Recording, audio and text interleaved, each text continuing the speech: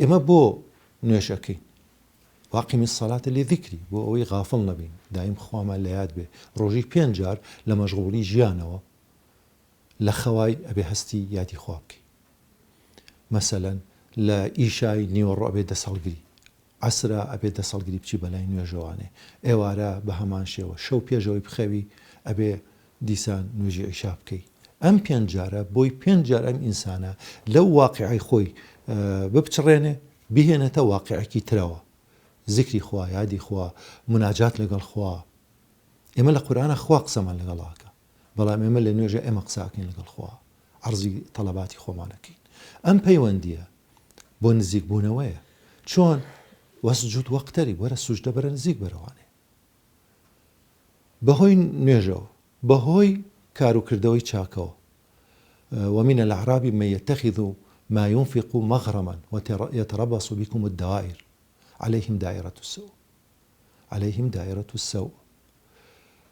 هەنێ لە دەشتێکیەکان ئەو پارە و خێر و زەکاتی کە ئەیان بە مەجبوری بە سەرانەیان نەزانی بە مقابل ئەوانش کەسانێک هەبوون کە ومن الأعراب من يتخذ ما ينفق قربات عند الله وصلوات الرسول ألا إنها قربة لهم ئەمانی تر نا ئەوەی کە ئەیبەخشێ بۆ ئێوە نزیک بێتەوە لەخوا ئەوێ ڕەسوول الله صلی الله عليه وسلم دوعایان بۆ بکە ئەرێ ئەمە نزیک بوونەوەیە بۆیان چکە بۆ نیەتەیەکە باشە کاتێک کە خوای گەورە ئەفەرمێ وإذا سألك عبادي عني فإني قريب أجيب دعوة الداعي إذا دعان فليستجيبوا لي وليؤمنوا بي باشە خوای گەورە فەرمێ ئەگەر پرسیانن لەباری منەوە لێکردی ئەی محەممەد بڵێ من نزیکم با داواکەن با وەڵامی من بنەوە ئیمان بێنن مش جوابیان ئێمەوە یا فەرمێ ونحن أقرب إليه يعني نزيكترين لشي من حبل الوريد يعني ولقد خلقنا الإنسان ونعلم ما توسوس به نفسه ونحن أقرب إليه من حبل الوريد نزيكترين أقام الهمو وسوسو خيالاتك كاني كهيتي وإما نزيكترين ليلة شي لا رجل دماري ملي يا رسول الله فرمي أو كسي كسواري حشتر بي لملي حشتر كين نزيكتر لي أم نزيكية إن ربي قريب مجيب خوا نزيكا أي باشا كواتي إما يعني چی نزیک بینەوە لە کاتێک ئەو لە هەمومان نزیکە با عیلمی بە ئاگالێبوونی بە هەر شێوەیە کە خۆی ئەزانێ نزیکە ئەم نزیک بوونەوەیە ئیبن عەتای ئیسکەندەرانی کە یەکێکە لە خواناسان و کۆمەڵی حیکمەی داناوە کە چەند زانە بە چەند شێوە شەرحیان کردووە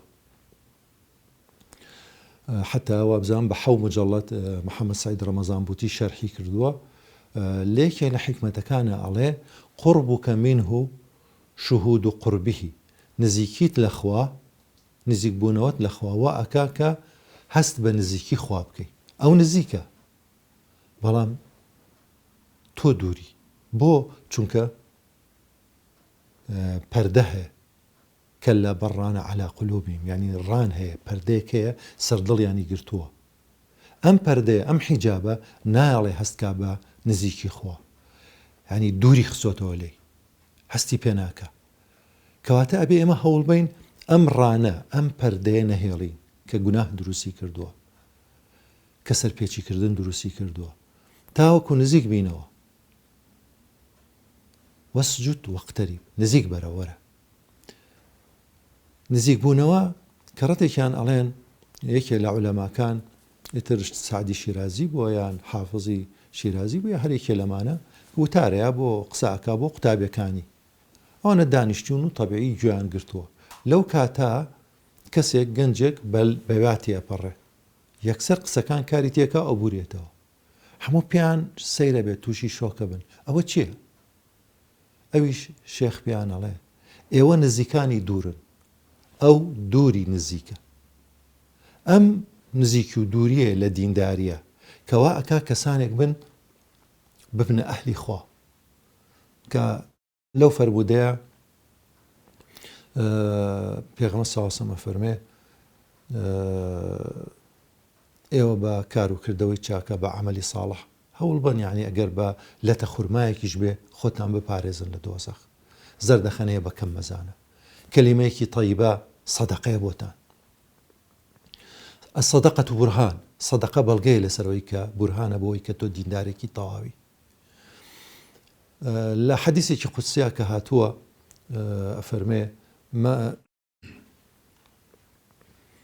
ئەفەرمێت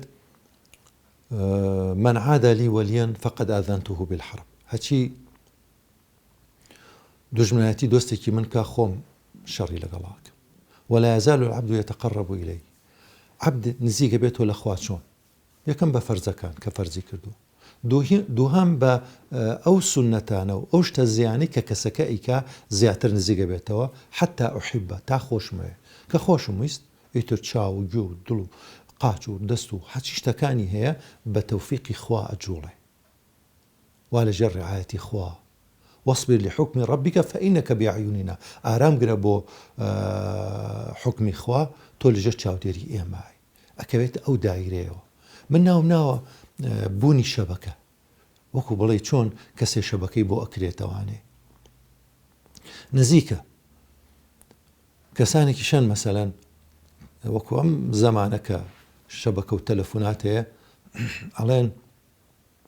مەسەلا تەقەتەقەکە یا ئەڵێ لە خارجی شەبەکە یا ئەڵێ باڵانس نەماوە هەر بە هەمان شێوە هەیە باڵانسی نییە. هەشە ئەمەی چاکەیە مەسا کردەوەیکی کردووە کە بەس خۆی و خوایە لە کاتی تەنگانەیە داوای پێکا و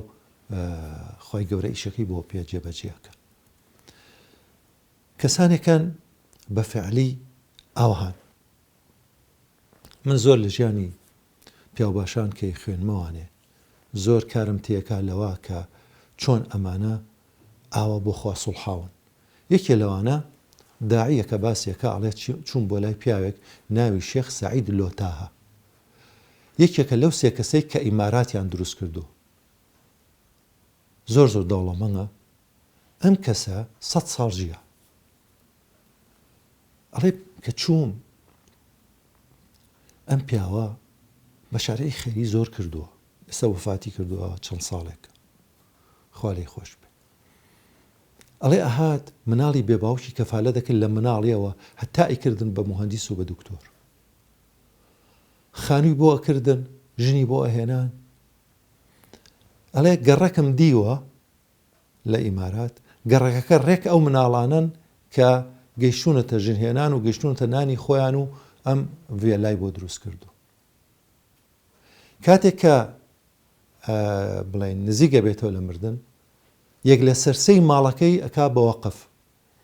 ئەڵێ ئەگەر زیاتر ڕێ بدرایە زیاترە مەکرد، بەڵام لەبەرەوەی لە ئیسلامە لەوە زیاتر ڕێ نەدراوە بە مناڵەکان ئەڵێ هەچیتان ویستۆ بۆم کردوون و ئەو پارێکی باشیشم بۆ بەجێشتون، بەڵام من یەک لە سەرسەی ماڵەکەم حەزەکەم بکەم بە وەقف. لەکوێوە هاتوو ئەمە کە سعدی کوڕی ئەبی وەقاص ڕەزا و ڕەحمەتی خوای لێبێ نەخۆشەکەوێ ئیتر بەتەمای نابن ئەڵێ ماڵەکەم هەموو یەکەم بە وەقف و بەخێر. ڕەسوڵ وڵاشە فەرمێن نابێت تۆ کچێکت هەیە با کچەکە محتاج نەبێت دوایی ئەگەر ئەشیکەیت یەک لە سەرسەی بکە. ئیتر ئەمیش لەم حکمەی شەرعەوە یەک لە سەرسەی ماڵەکەی ئەکا بە وەقف هەر بۆ کاری خێری و بۆ مناڵی بێباوک. ئیتر لە ئیمارات و لە دەرەوەی ئیمارات خەڵکانێکی زۆری ئاوە پێگەیانەوە. دەی ئەمە نزیکیە نزیکی نییە، ئەمە نزیکیە، ئەمە ڕەزامەندی خوایە. یعنی کە پێغەمبەر سەڵڵاهو عەلەیهی وسەلەم فەرمێ ئەگەر کەسێ مناڵێکی بێباوک کەفالەت کە ئاوایە لەگەڵ منە لە قیامەتە ئەی ئەم پیاوە بە ئەڵێ نازانی ژمارەی چەنی کەفالەت کردووە بەو شێوەیە و ئاوا ژیانی بۆ دابین کردو. ئەمە گەورەییە، ئەمە نزیکیە.